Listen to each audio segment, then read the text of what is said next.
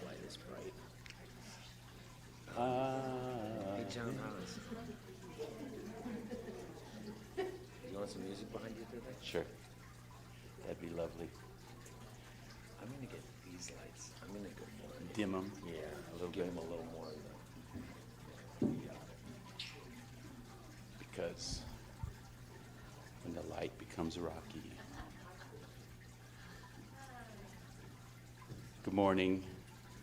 We'll start in just a few minutes, so you can take this moment to remember. That's better.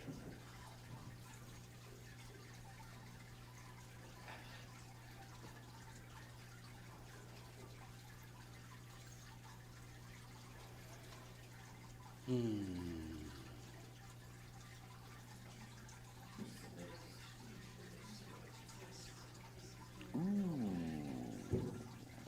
Nice.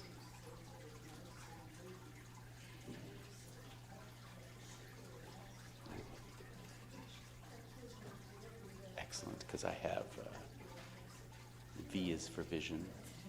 So that's the one for tomorrow. No, tomorrow.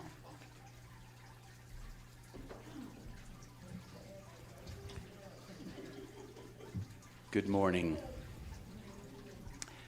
My name is John Haas, and I'm one of the licensed professional practitioners here at the Center for Spiritual Living.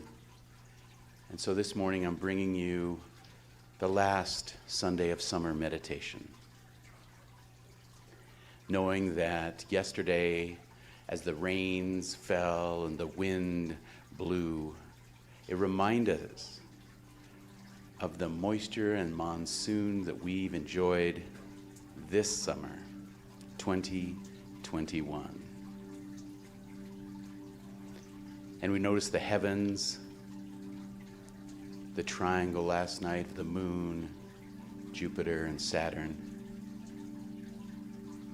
the earth in its tilt, finding its way to that equinox, autumnal, soon upon us.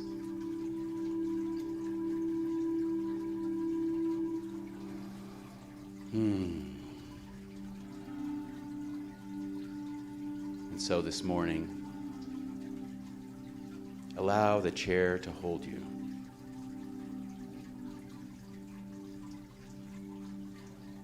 Allow the earth to hold the chair.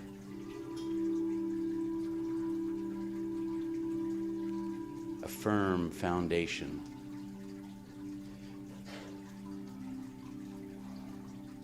Gradually sink into this moment.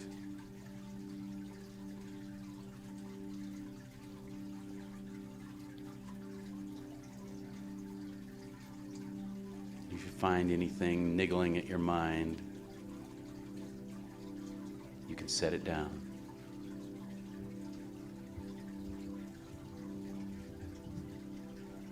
Take a breath.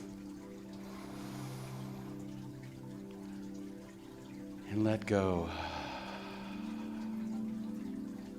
of anything and everything that no longer serves you in this present moment.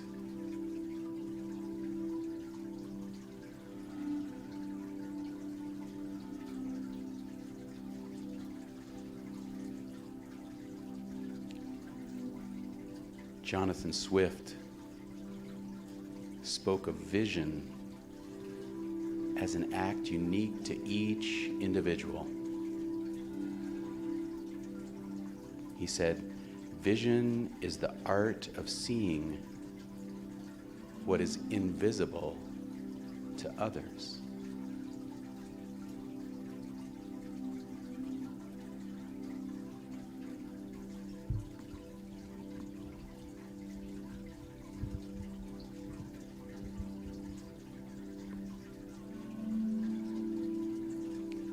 We may seek for the answers,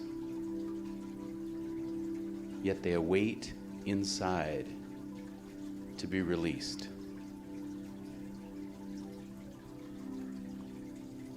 The connected spirit of the life energy surrounds and forms us all.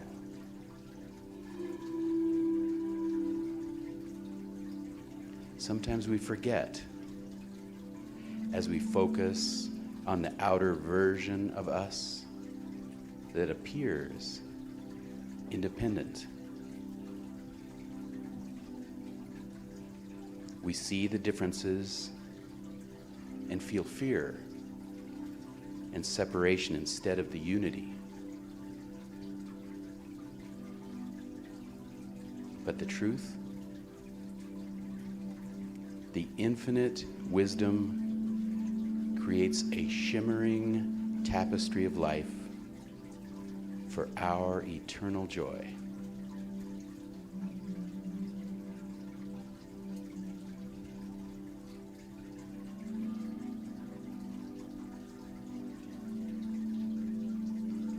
So now in these next moments,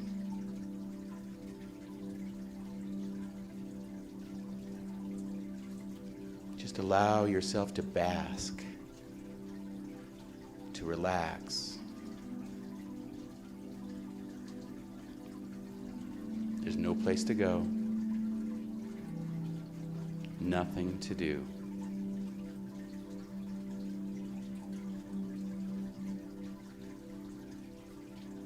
Just notice that infinite wisdom in you, longing to find that joy in every single moment.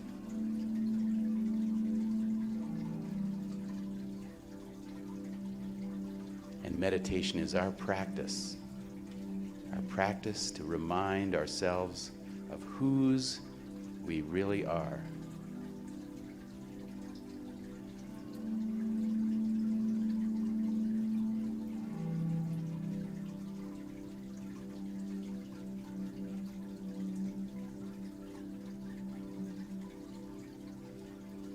And we listen.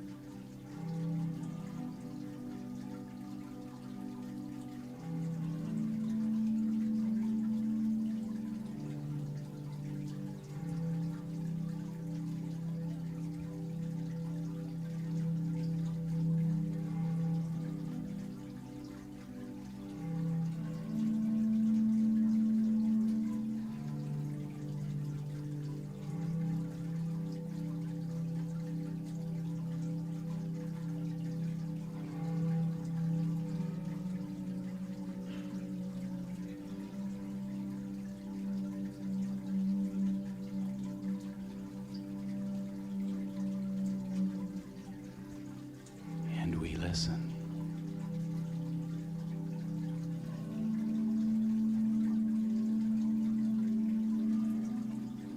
And we listen to that voice and realize that it is our own voice inviting us to play fully.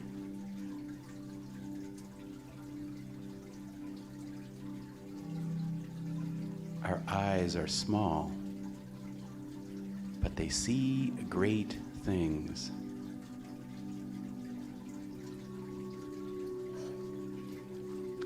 Birds fly great sky circles of their freedom.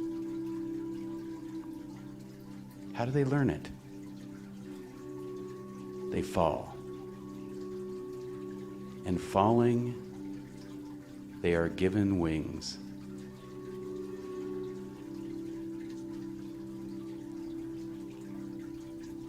This week, as you go about your life, you notice something, just remember to listen. Take a breath.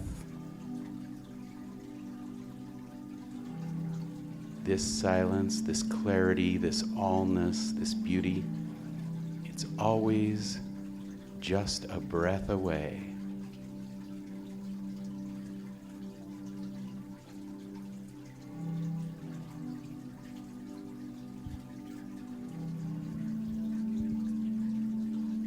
Namaste.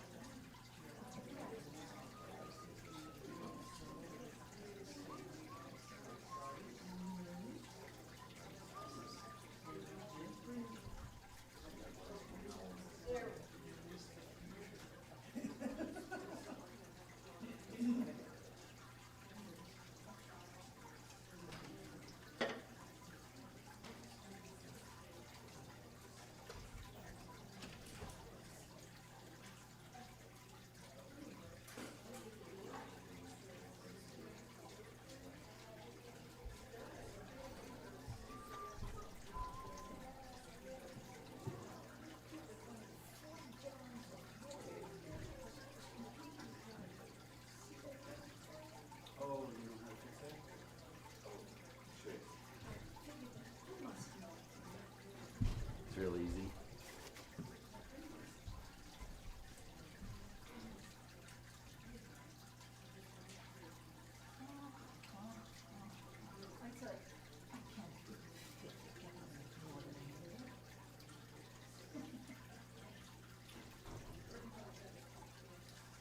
It's just wicking. It's wicking. You have to wick it. Okay.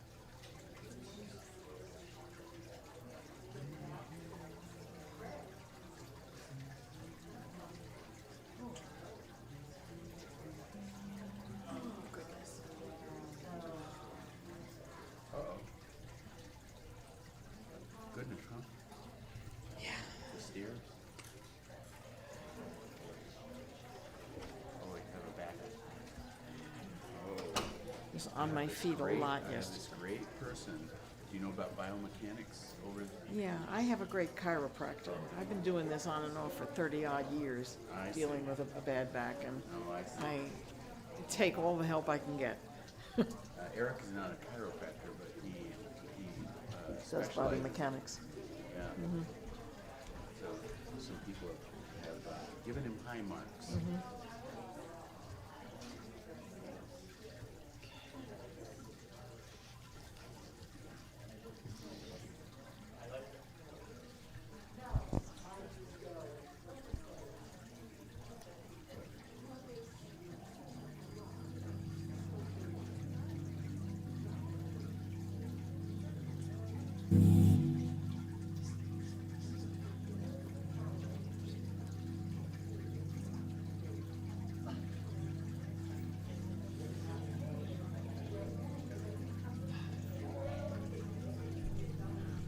In those days.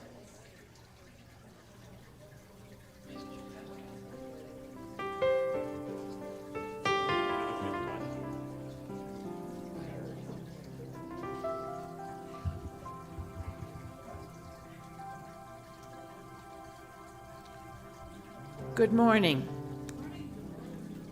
Thank you, John, for that beautiful pre-service meditation. My name is Kira Molitor. I'm part of the leadership here at the Center for Spiritual Living, Prescott, Arizona. Welcome to everyone in the sanctuary and to all those online. We have a board meeting next week, which is September 26th after service. Please plan on attending. This is your chance to be part of the work of the center. The board, the practitioners, the Children's Association of Awesomeness, and the congregation will be giving a gift to Reverend Kathleen on October 3rd. If you also wish to do something individually, please feel free to do so. Our dear Albin Wisniewski's house is being cleared. Anyone with a truck who wishes to help, please contact Reverend Kathleen, who is coordinating this project, for date and time. And thank you.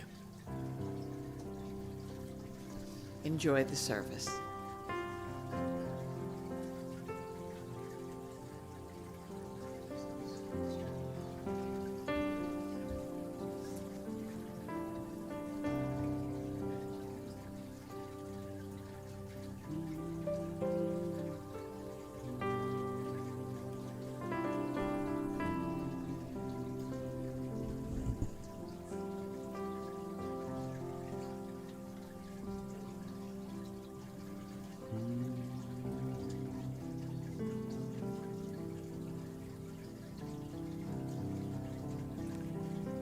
Good morning. My name is John Haas, and I'm one of the licensed practitioners here. And one of our pleasurable activities is to open the service invoking Spirit. Of course, we recognize and know that Spirit never left the place. It's always here, it's always present. Wherever we are, there it is. Wherever anything is, there it is. Because there's one presence, one power, one perfect ideal. We call it by many names. We call it good, we call it God, we call it Spirit. But by any name, it's right here. It's joy, it's the goodness that we feel as we spin around the sun, moving to the autumnal equinox, where the day and the night are perfectly balanced, just as the heavens are always perfectly balanced. And we can rely on that. Even if things get a little rocky here and there, we know that this power, this presence is here. And because we know that it's everywhere, it's right there where you are in your seat. Right wherever you are. And from that place, we're connected. We're connected to this good, we're connected to this power, and we can use it to make our lives even better than they are right now. And so today in this service, with the music of Jackson, the signing that helps keep us on track, the lovely music, the sound, the video, the message from Reverend Kathleen, and of course you. Because without you, there would be no audience for this play to go on. And so we know that it's good. We know that it's already done and perfect in the mind of God. And so we just affirm it by saying, "And so it is."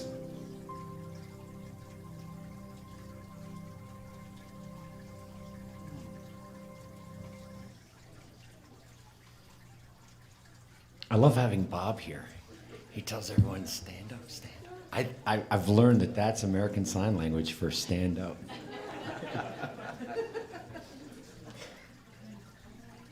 And John is correct. The Spirit is in this place. I love it.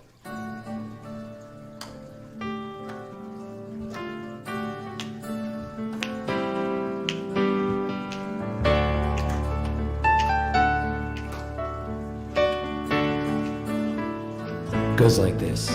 Well, we have come together as a family. We have come here as we are. Well, we have come with arms wide open. We have gathered here in love. The Spirit is in, the Spirit is in this place. The Spirit is in, the Spirit is in this place. The Spirit is in, the Spirit is in this place. Raise the roof with shouts of praise. Spirit's in this place. Well, we sing in celebration.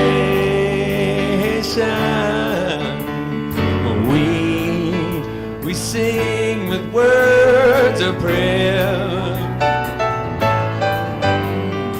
We affirm our life is sacred.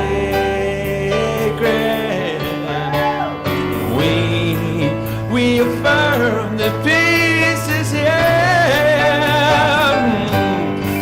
'Cause Spirit is in, Spirit is in this place. Spirit is in, Spirit is in this place. Well, Spirit is in, Spirit is in this place. You raise the roof with shouts of praise. Spirit's in this place. 'Cause Spirit is in, Spirit is in this place. The Spirit is in, Spirit is in this place. Spirit is in, Spirit is in this place. Raise the roof, the shouts of praise. Spirit's in this place.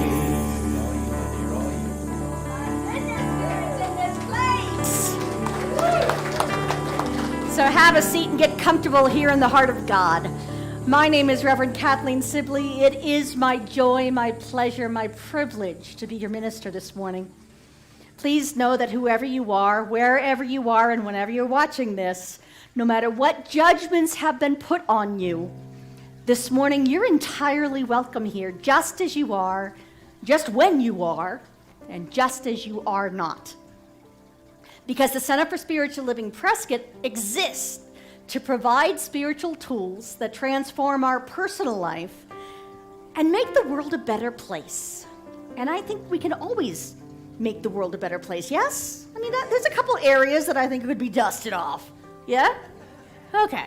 Maybe that's just my house.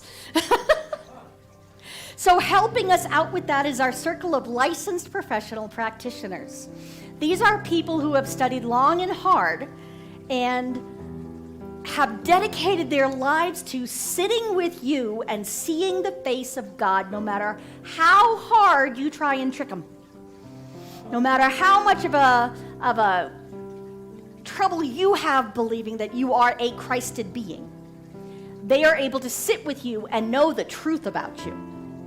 And the way we do that is through teaching and through prayer. So we have a ministry of prayer. There are many ways to get in touch with them. If you go to the website, which is cslprescott.org, you can put in a prayer request. You can look up the practitioners and see who they are and get their personal contact information. If you're physically present, there is a purple form in the back of the seat in front of you, I hope. I haven't filled them lately, but there's also a stack of them out by the prayer box.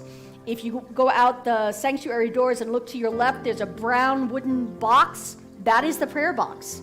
If you put in a prayer request, we the practitioners, and all ministers are our first practitioners, we will pray on your request for a full week. What we do together is at 10 a.m. on Monday mornings, we pray together as a group of practitioners. So if you have put in a prayer request at 10 a.m. on Monday morning, just stop whatever you're doing and say yes. Say yes to your miracle.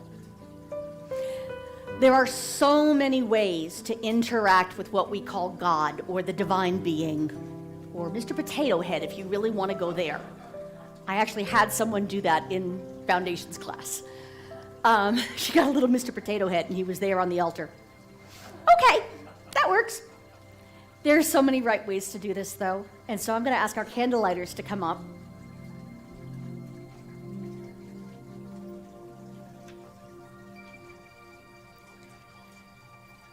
The Center for Spiritual Living honors all faith traditions. As we light a candle for the world's religions, it is to acknowledge both our multiplicity and our unity.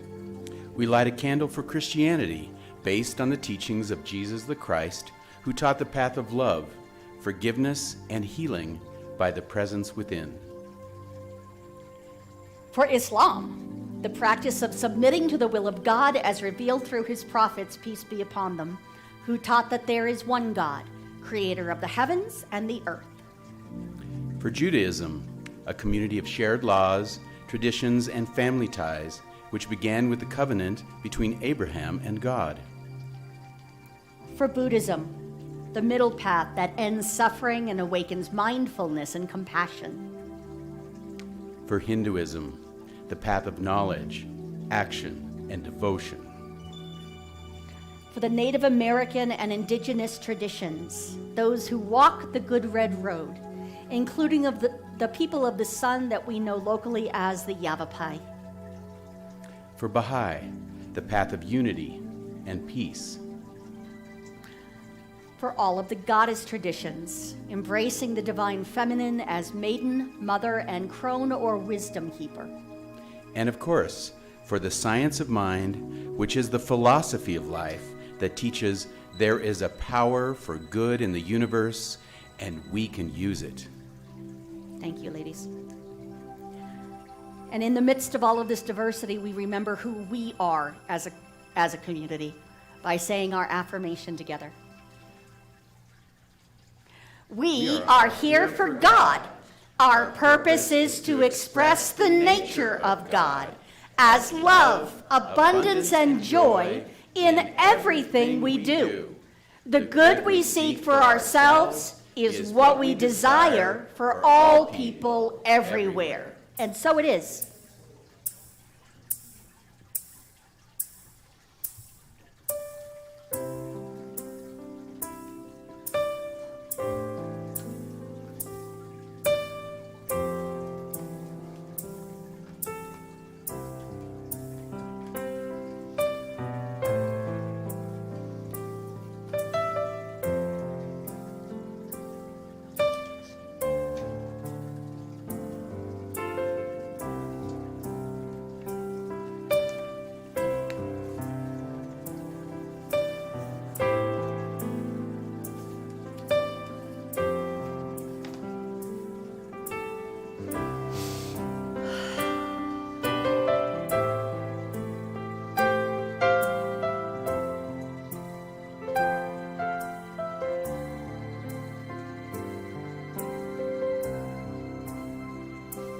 God is,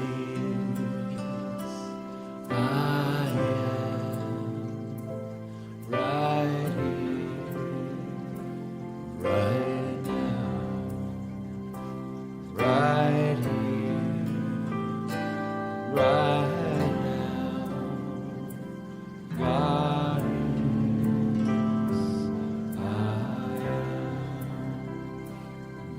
God is, I am right here, right now, right here, right now.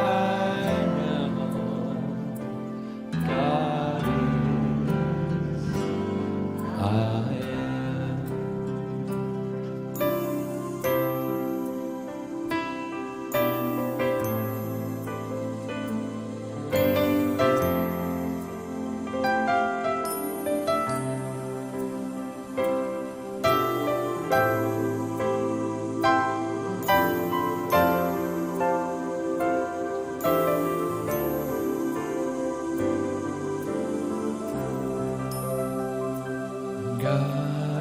is, I am right here,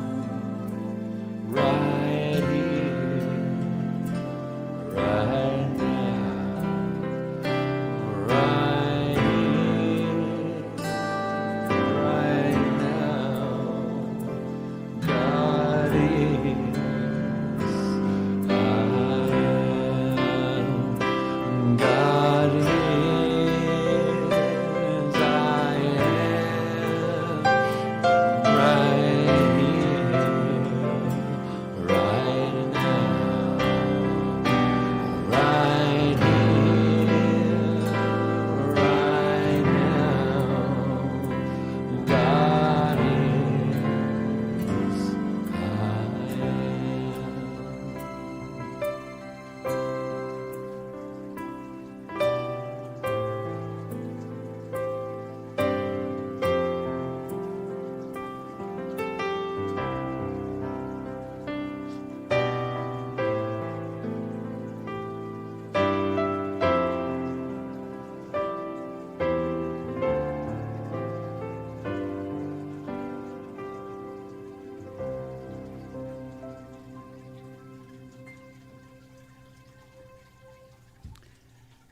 Right here,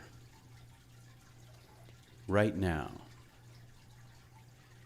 we have the opportunity to take a breath, go inside, notice the I am that you are. Right here, if it suits you, close your eyes. And remember, God is, I am.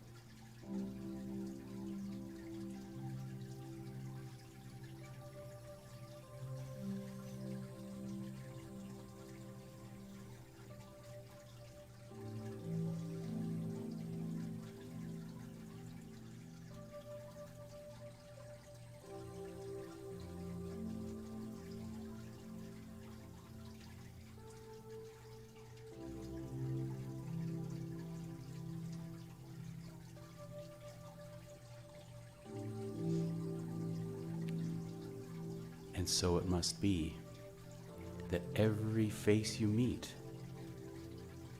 is the face of God. Namaste.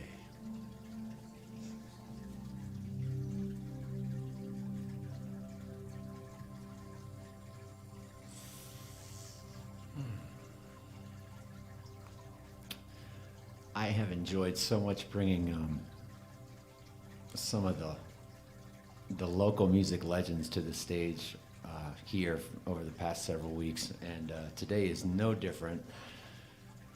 She is one of the hardest working women in showbiz in Prescott. Pretty much anytime I go out to see a band, she's on stage playing some instrument, very well, I might add. And if you want to see more of her after today, she will be at the Raven on October 8th playing trumpet in an old school jazz band called the King Copper Jazz Band. Then on the 16th at the Fall Festival, she's doing a kids music show. And then on the 22nd, she's doing Steffi Lee and the Lullaby League at the Raven. Today we have her here at Center for Spiritual Living, Prescott.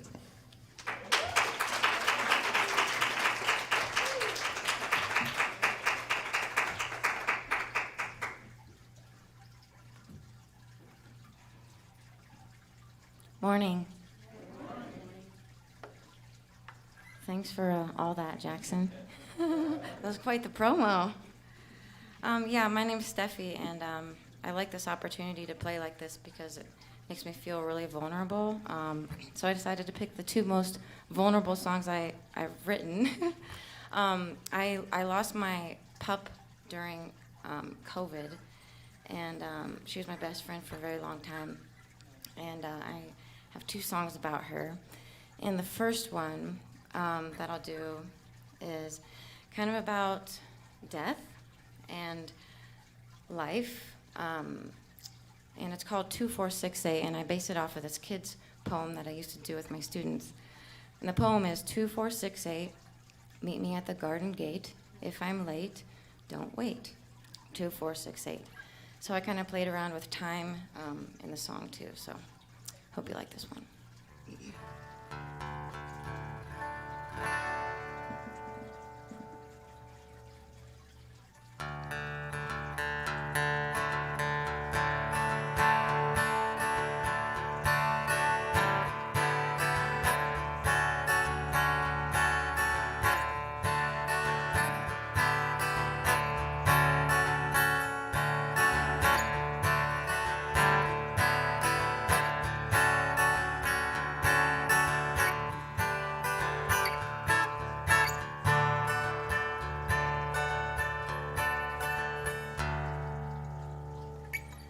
Someday soon we'll have a rendezvous.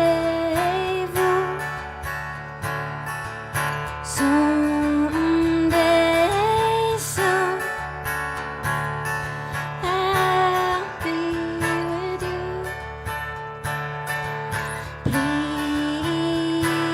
Please wait, I'll be a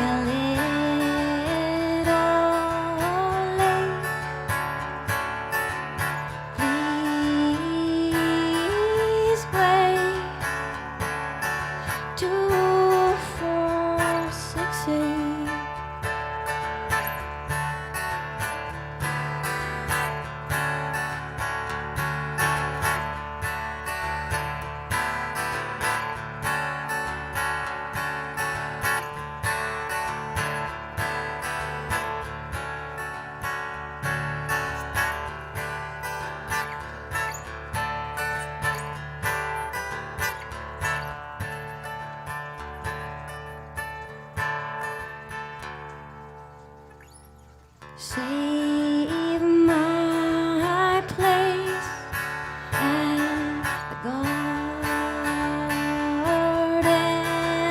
gate. Save my place 2468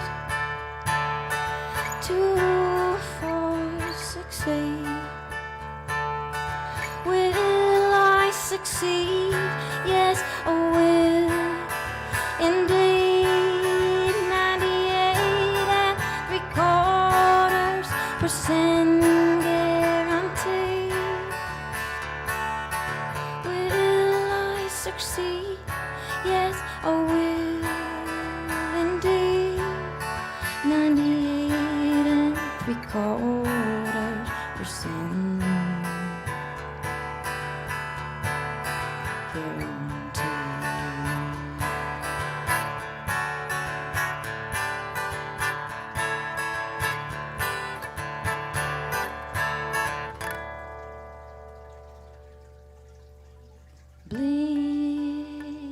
your eyes, everything dies. Blink your eyes, everything.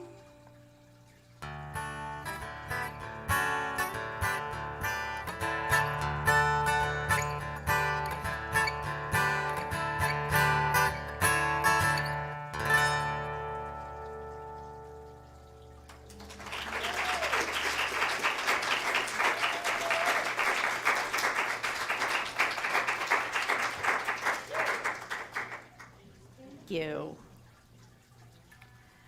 So, this month we're talking about reaching higher. Today we're talking about when the road gets rocky.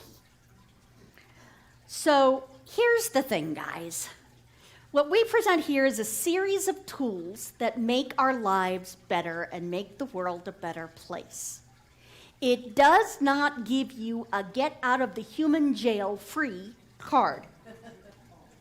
It does not mean that you will never ever experience loss or frustration or a zit just as you go out on a date. It does not mean that this is a get rich quick scheme. It simply isn't. So if that's what you're here for, I'm so sorry. Not sorry. This is something that will shift the foundation of your life so that while you may not win the lottery tomorrow, and if you do, we'll be talking about tithing, what it will do is take the foundation of your life, like the bottom level, as low as you can go, and it will raise that slowly but surely. So that your life as a whole is better. And not just one moment, where what we have found over years is that people who win the lottery within 5 years are pretty much back to where they were before they won the lottery, because their consciousness has not changed. If they have a consciousness of wealth, and that this makes sense, and that they are ready to experience this, then yes, their consciousness was already at the multimillionaire, billionaire, gazillionaire spot. I learned a new word this week. It's a quadrillionaire. It's what comes after trillionaire. I am willing for any of you to experience that. For whatever that's worth. When we start in this particular philosophy, if you're new to the philosophy, the good news is that you're going to go through this phase we call princes, palaces, and parking places. Princes or princess, whatever your particular preference might be, or whatever's in between those two, means that you'll fall in love, and he gets the hearts and flowers and the puppy kisses and the everything else, and it's all light and wonderful, and you always get a parking space, and the house comes through for you, or your house sells that you've been waiting and waiting and waiting for, or whatever it is that would make your life happy. That happens very quickly suddenly. And then, having proven that this stuff works, as A Course in Miracles would say, love brings up everything unlike itself. So all of that stuff you were trying to escape, guess what's here to visit? It's time for a tea party with your shadow side. Like the part of you that would be the supervillain in the comics. And we all have that, guys. We all have that. We're the super person and the villain person, both. So once we have gotten through princes, palaces, and parking places, we need to dig a bit deeper in order to reach a bit higher. And what that means is stuff's gonna come up for you. Your fear of abandonment, your fear of being alone, your fear of, turning into name your least favorite parent. I'm not gonna do that for you. It's all of the things you fear might be true about you, you suddenly have tons of evidence that that's all you are. Now, this is emotional truth. It feels like suddenly you're just not up to whatever task you've put in front of yourself. That's an emotional truth. It is not necessarily a truth that other people will see. And so if you can get a reality check, that might be a good thing. Cash that puppy quick. It is also not the capital T spiritual truth of who we are. The capital T spiritual truth of who we are is already perfect, whole, and complete. Now, when I say perfect, that does not mean you can only get A+ in school if you're going to be here. What I mean when I say perfect means whole, means that there is no part of me missing and nothing extra. Everything in me is part of God. And so if I say you are perfect, or in the Christian tradition, be ye therefore perfect as your Father in heaven is perfect, what that means is every single part of you is entirely necessary to the continued existence of the universe. If you can accept and embrace that, if you can let that in and find out how all of those parts of you work together and what the natural laws are that make you function as a beautiful, Christly, conscious of our Christedness person, don't put that on your license plate. It will not fit. A happy person, a person who lives in their joy. If you will take in that you are beloved of the divine, beloved of the beloved, as Rumi would say, if you will allow that into your consciousness and practice coming back to that over and over, because most of us slip, then you will find that all of these natural laws that we study here in this philosophy actually work better because you're using them properly. Usually I do here we go. This is a very spiritual tool, not just because you can write with it. When we use the natural laws properly, I know that in order to fight gravity, I have to hold on to this. Otherwise, it's going to fall, yes? I'm pretty sure somebody here paid the gravity bill this week. It doesn't matter who it is. I could hand it off to somebody else. If they hold it up like this, gravity is going to work the same way for them as it does for me. And then I put a physical something underneath it so I don't have to hold on to it anymore. And gravity is still at work. Natural laws about how we create our lives are exactly the same way. It doesn't matter who is using them.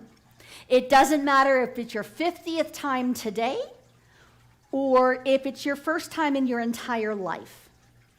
Here's something that Ernest Holmes said a lot. There is a power for good in the universe that is greater than you are, and you can use it. My version of that is there's a power for good in the universe that is greater than you are, and you've been using it all along, whether you like the result or not.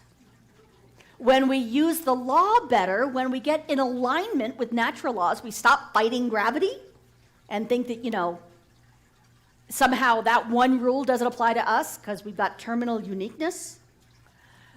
When we start working with these natural laws, we can get better results. When I start using the science of mind and say, I'm about to make this big change in my life and I have no reason to believe I'm going to end up in a ditch under a bridge eating worms and or starving to death. If I change my thinking about that and I really firmly dive into the feeling of no matter where I go, the divine being is with me and in me and at work creating my life, not because it wants to have some fun at my expense, but actually cares about me. If I do that, I have no reason to not create a wonderful new experience. I absolutely know that this center, physically and online, has a consciousness of wealth, has a consciousness of abundance, has the consciousness to create the next chapter. And it's going to be fabulous and wonderful. Now, in order to do this, the challenge, and this is outlined in most religious traditions, is how do we live in community? It's that power for good in the universe that is greater than I am, that individual. The power in the universe that is greater than we are is reflected as a community. This is a spiritual community, and some of us leave and some of us show up. We have new people coming in all the time. We have different people rising up in service and doing different things. And if we are willing as a community to love each other through the rough spots and turn those rocks in our path into stepping stones, if we will do that, then we can sit here and giggle when the people who are oh so brave as to come up and serve as technicians on Sunday, when the thing behind my head, the words to a song, suddenly we're all singing different songs or the picture's wrong. We get to love on them for that and be grateful to them because they stepped up to do the work, and we love them to bits for it.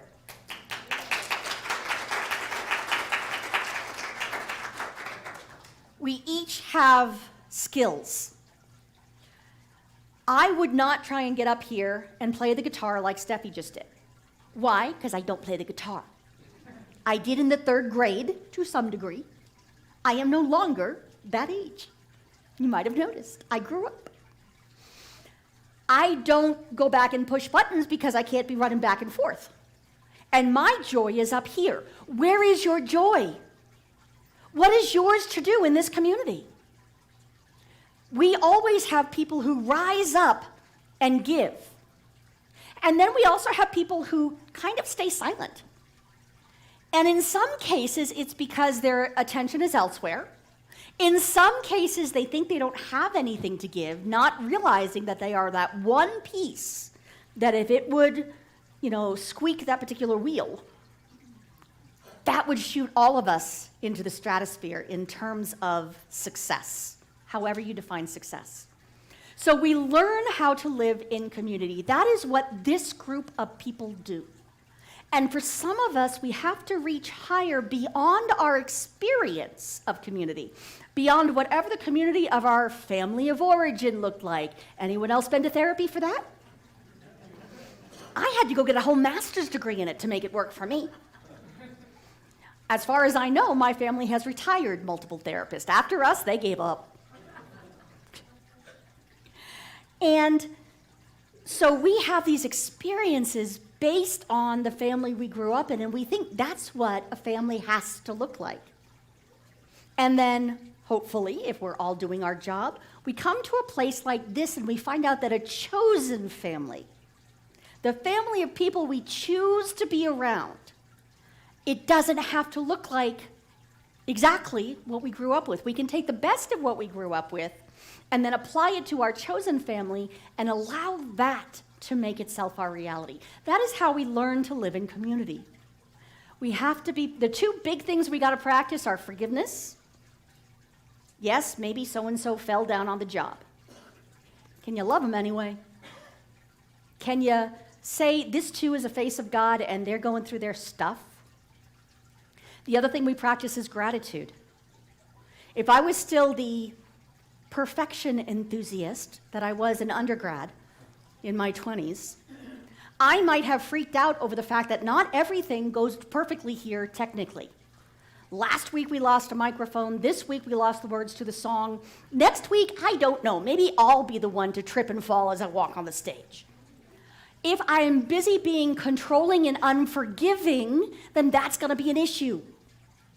If, however, I will shift from forgive myself for that and shift into gratitude, that last week the mic going hanky was like one of the best parts of the service because it was funny as heck, because of how we handled it, because of how it was handled by the professionals on the platform at the time, Melissa Felipe and Z. Egloff, both of them reverends that are just powerful, powerful people. I highly recommend that you get on ohmygodlife.com and check out their stuff. This week, the 2 techies came together and helped each other, and we can be grateful for them because neither one of them got up. There's a door right next to them. They could have just been like, the heck with this, I'm out. So I am grateful that they stayed at least for another hour That's not just my talk, that's the whole thing. So we practice forgiveness and we practice gratitude. There is so much to be grateful for in this center. There's Jackson. That's just one seat. There's Bob, our sign language interpreter. There's all sorts of good stuff. There's the newest person walking in the door that we haven't even gotten their name yet, but we know their power and their grace. I may not know everybody's story, but I'm going to tell one story of somebody that you guys actually will never meet. Probably. Early in my experience of science of mind, I met in a foundations class a couple, or actually a couple that were homeless. And most of our congregation did not know that they were actually going home to a tent in the woods. They kept a good face on it. Now, I came from San Diego. That's not exactly deadly. We're up here. That can be deadly.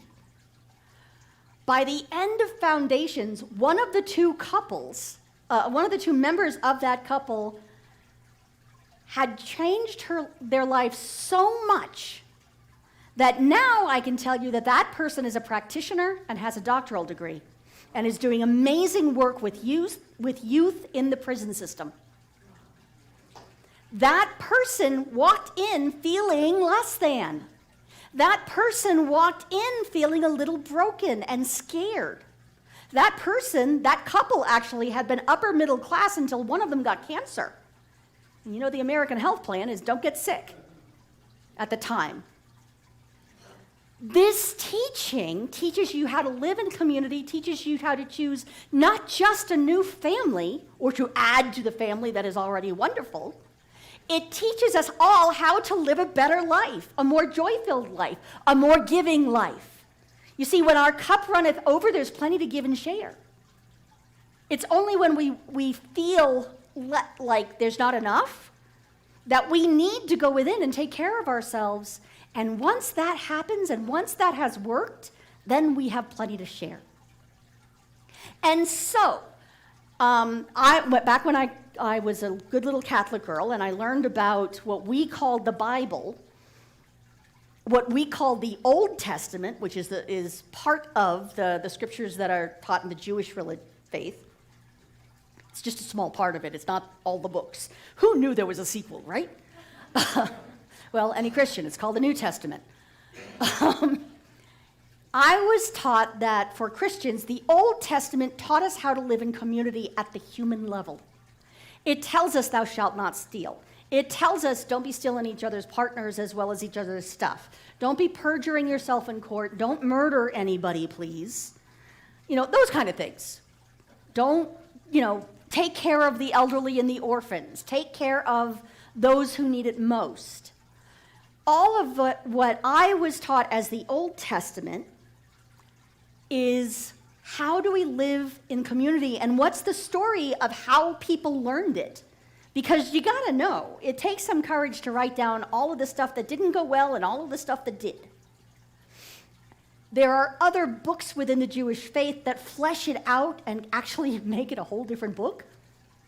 But what I was taught is that the New Testament, the story of Jesus, who we call the master teacher, teaches us how now that we've figured out how to live in community, because Jesus was a good Jew and a good rabbi, now we get to learn to live in Christed consciousness as a community.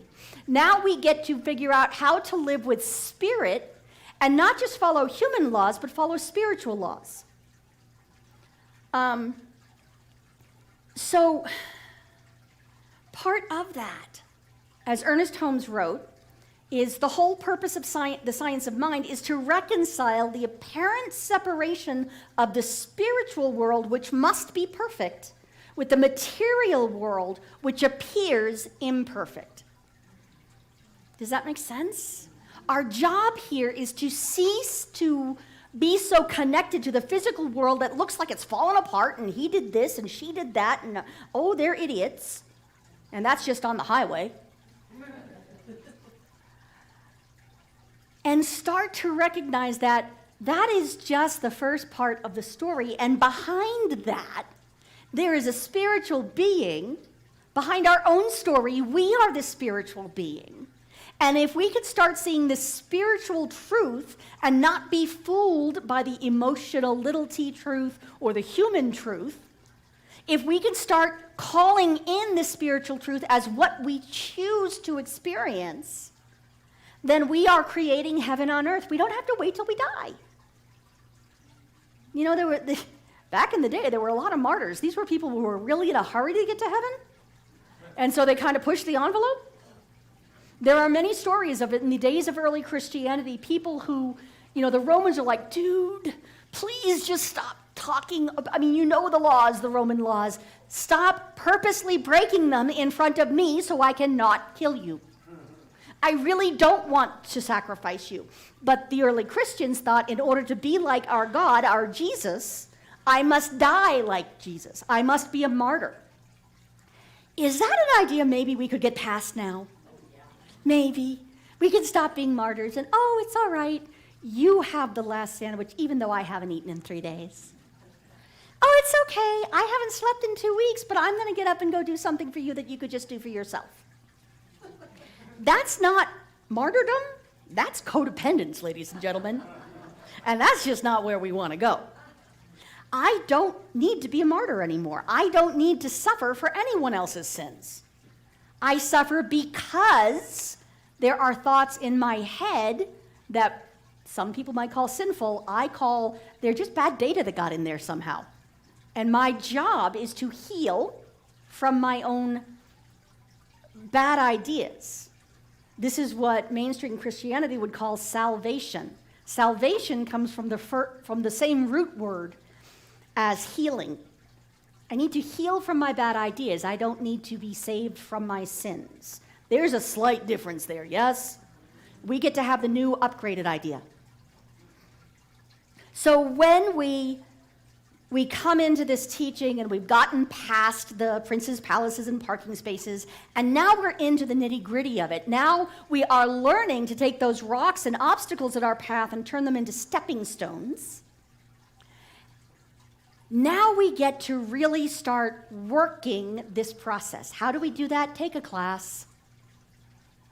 If you really want to learn how to do this stuff, you need to get into a group of people that are also practicing, and all of you can giggle over your silly mistakes at the same time. For some people, that's the foundations class. There are other classes you can take. We have them here, we have them online. If you sit down with a practitioner and you find that the practitioner who works best for you doesn't appear to be working here, did you know there's an entire network of thousands of practitioners out there? It might work really well for you to go to csl.org, CSL as in Centers for Spiritual Living, .org. All of the practitioners and all of the ministers and all of the communities are on the website. It doesn't matter if you're here and you live around the corner from this center, or you're in Timbuk 1, haven't even made it to Timbuk 2. There is somewhere within your reach, there is a practitioner and a community that can work with you, that is willing to be with you through your growth process. That is simply how this works. There's hundreds of great ministers out there. There's thousands of great practitioners. There is absolutely no reason why you cannot have the support you deserve. That is your birthright. It happens. It works. Sometimes you have to kind of prime the pump and do a little bit of work first, but it does work for everybody. These are natural laws we're teaching. It doesn't matter whether I teach them or John teaches them or Mary teaches them or Cyber Sue works for them. It's the same set of rules, and we can all figure it out. I'm sure there's a YouTube video somewhere that explains all this stuff, all the steps. Heck, you can rewire your entire house or car using YouTube. I am sure something as simple as our natural laws exists out in the cyber world as well. So what do we need to do? What's the basis of it? In the Science of Mind textbook, Ernest Holmes wrote, "Our mind must remain firm in the conviction that our life is a part of God and that the Spirit is incarnate in us." Okay. If the divine being is incarnate in me and as me, and I can stay focused on that, it doesn't matter what life throws at me. I think I kind of got that at a deeper level when I was taking care of my mother who was dying and my sister who was sick, and I was the solo minister here. And basically, I was a really, really busy and unhappy person because I was pretty stressed out. And at one point, I found myself pulling over to the side of the road to just scream. Stopped doing that because I was afraid a cop would catch me. I wasn't speeding, but I was screaming like a lunatic. And then I started having a little talk with my understanding of God, the one I lovingly call the boss now. I have a little talk with my boss. Don't worry about it. It'll be handled. And what I found myself saying is, my God is bigger than my fear. The divine being is bigger than whatever BS I happen to be believing in right now. And we all know BS stands for belief system, right? When I'm standing up here, it means belief system. We start using affirmations. Affirmation is speaking truth to whatever fear we're experiencing. And so my favorite one for a long time was, my God is bigger than fill in the blank. My paycheck. My God is bigger than my rent that's due. My God is bigger than this car that won't drive. My God is much bigger than the new furnace I need. And as I kept saying that and I kept repeating that, eventually the nickel dropped and I realized that I was telling the truth. Didn't feel true at first. But that's why we keep going back to prayer. That's why in this community, we keep using these tools. We keep practicing forgiveness. We keep practicing gratitude. And we keep coming back to prayer and affirming a higher truth. And so we're going to go to prayer right now. This is the one thing we do differently, and I would suggest that for me is better than how anybody else does it. This works for me. And I would suggest it can work for you too.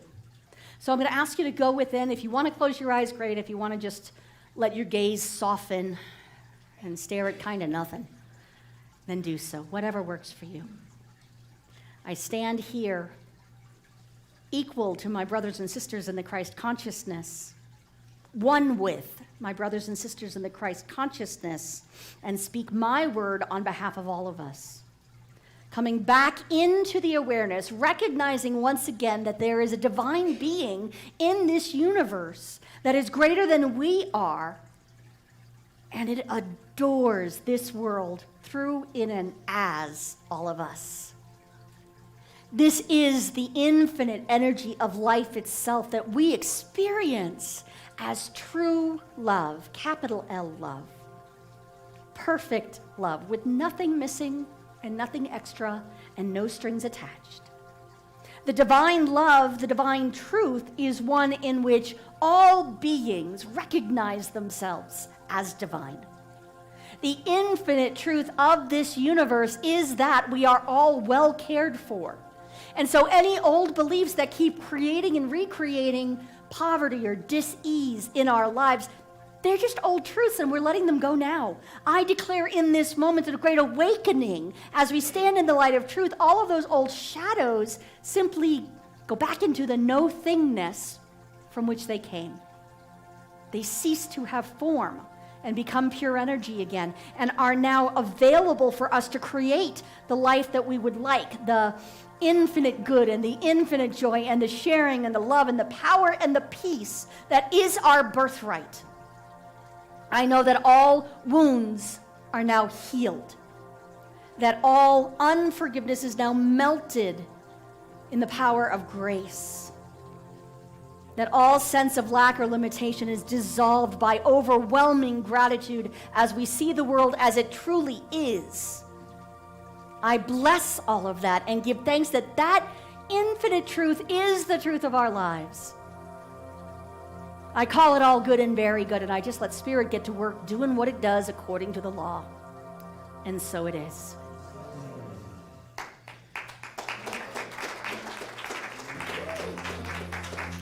And so at this time, I'll ask that everybody stand.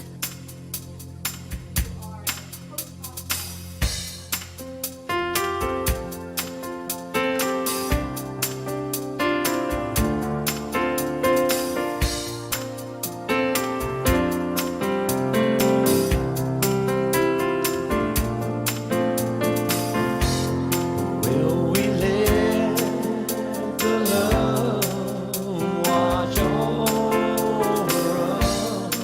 Will we let it be?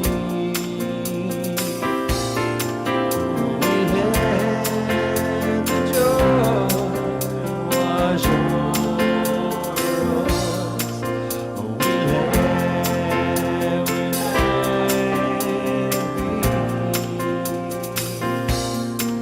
Oh, we let the grace wash over us. We let it be.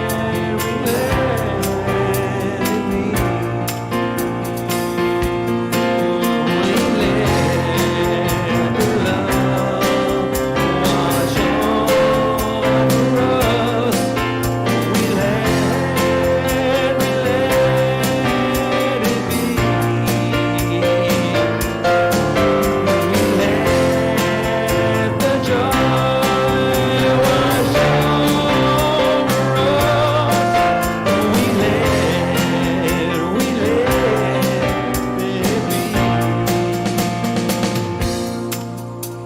let the grace wash over us. We let it be.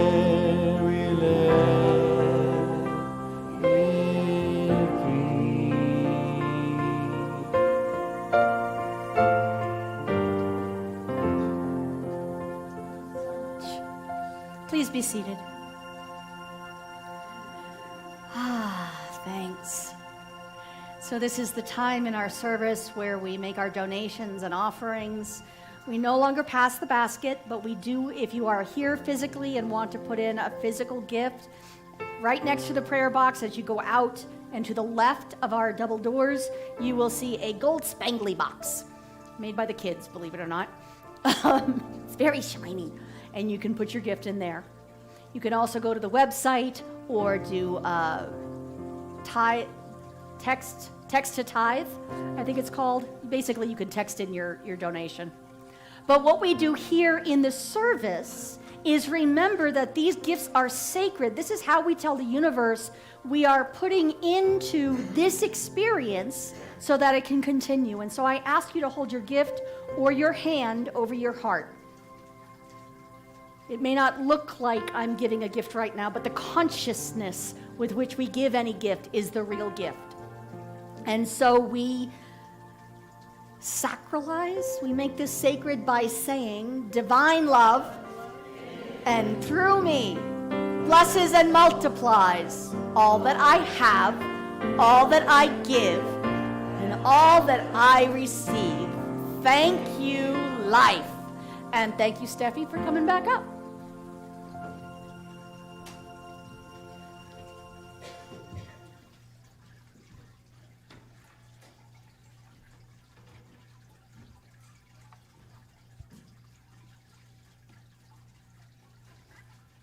Gotta do a quick tuning here for this song.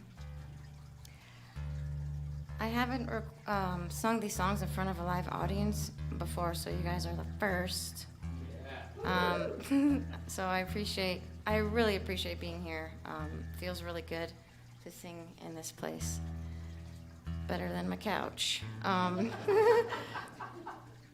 So this song, again, it's about Ida, my dog, but it's more about life and love. And we had a lot of wild times together. We climbed mountains, we rappelled down waterfalls. Everywhere I went, she was with me, and she taught me like what real love is. So that's what the song is kind of about. Because love is forever, right?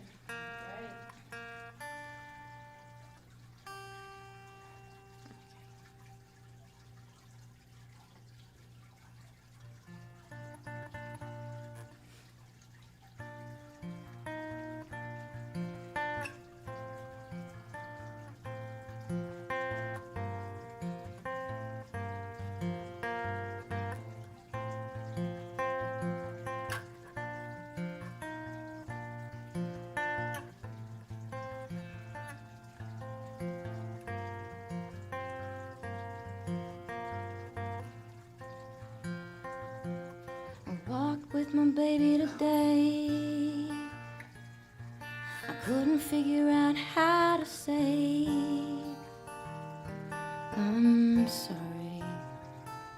I looked into her face.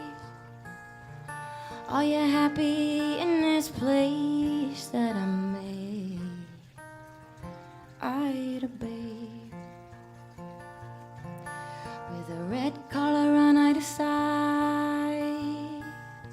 She wagged her tail and started to cry.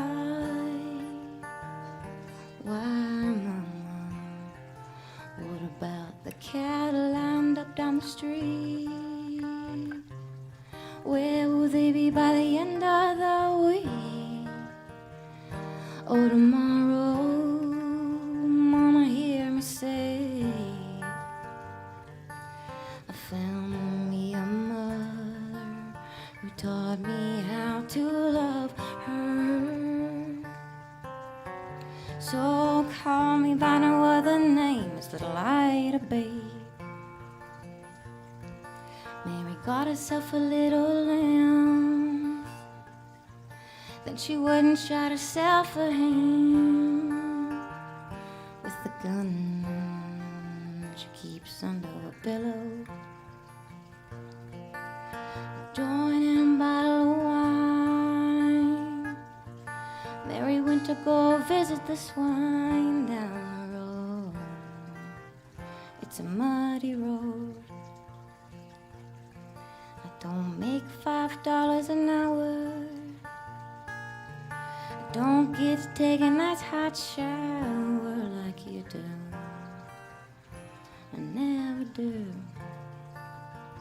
But maybe if I could, oh, I'd smell real good for you, ma'am, and then you'd love me too. But I'll never see my mother, I'll never have a lover. Oh, but very, very pleased to meet you, Miss Ida Babe.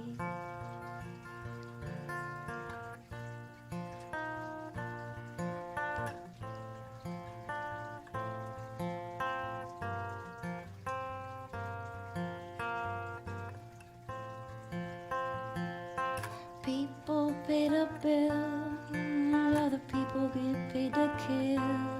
Oh, how would you feel if you were just a meal?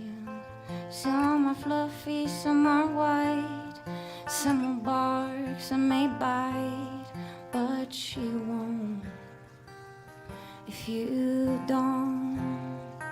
Oh, but you wouldn't hurt a mother, but you wouldn't hurt your lover. So don't hurt another no more. And I won't hurt another no more. Please don't hurt my mother no more. I'll do it for little Ida Babe.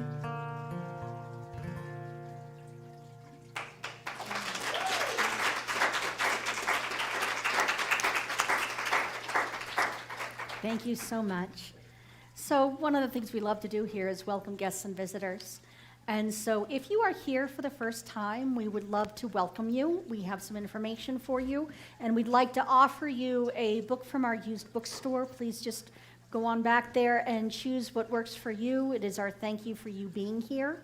And if you are comfortable doing so, and only if you're comfortable doing so, we'd ask that you stand up. Just tell us your name and where you're from so that we can welcome you. Hi.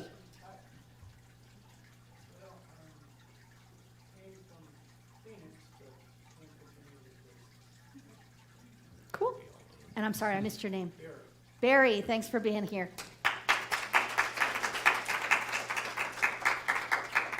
Anyone else? All right. So whether you stood up or not, please do take that book, and you can also see one of our greeters at the door, and they will give you the information. Really so happy to have so many beautiful faces here today. And let's invite in the kids.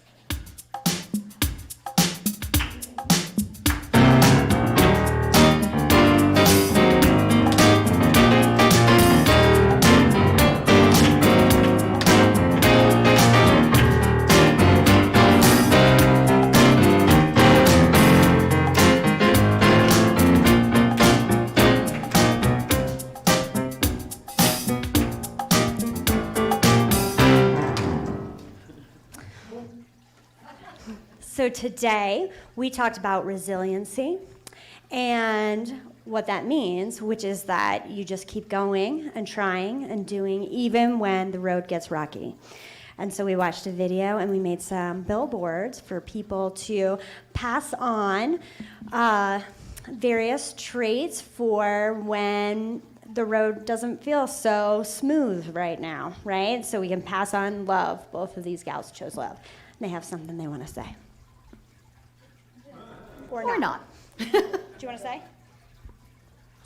We lighted candles, and it was a lot of fun. Yay. You want to say anything? She's good. Okay. Well, we knew she was good. She also just doesn't want the computer. I don't know how to turn that off. All right. So, is there anything else that I am forgetting, O Maestro? Possibly not. Okay. So, if you would please rise, we're going to do our benediction and sing our way out the peace song. If you are not comfortable holding hands, please just cross your hands over your heart, and that is entirely acceptable.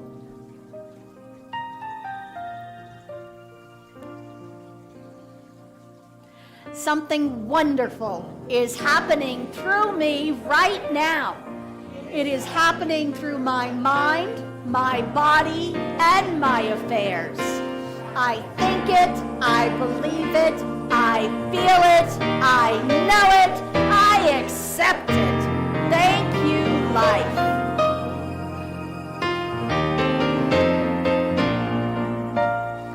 Yeah.